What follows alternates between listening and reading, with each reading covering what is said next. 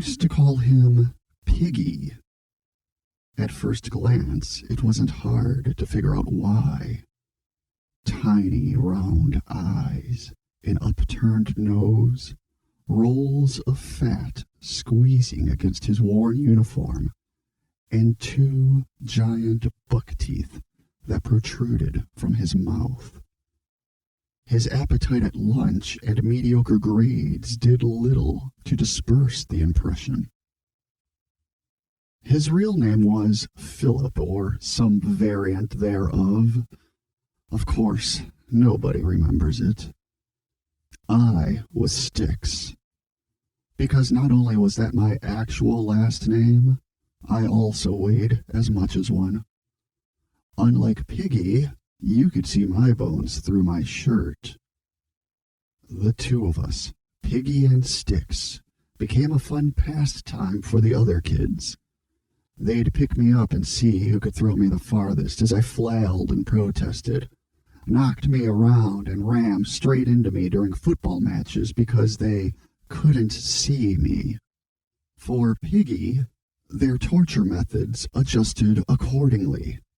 They would toss rocks at him, chase him down the tracks, and laugh as his short, stubby legs frantically carried him away from his attackers. Brian and Edwin seemed to take particular joy in pushing his face into the dirt and grass, telling him to eat a friggin' salad.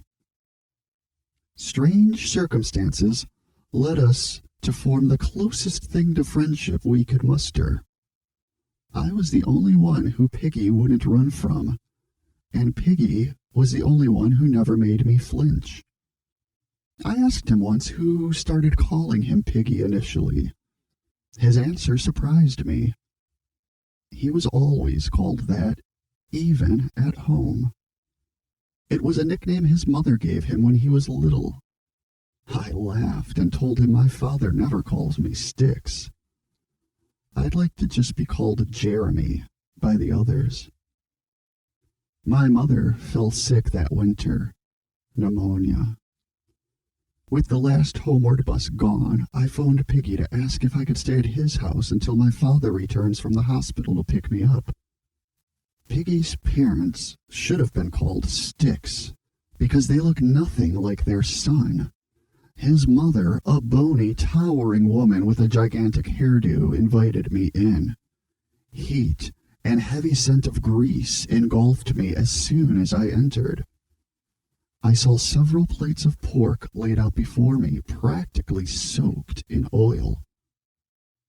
My stomach turned when I recognized Brian's red hair in that plate.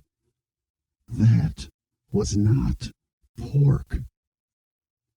Piggy sat down happily and immediately began gorging himself on the meat, his nose buried in oil and sauce as his mother served him another plate. "Here, Piggy, Piggy," she cooed. I was just beginning to realize why he's called Piggy. It was not because he's fat. It was because pigs can and will eat human flesh. If you enjoyed this story, please like and subscribe so I can continue making more nightmare fuel. And if you have any suggestions for stories, please leave them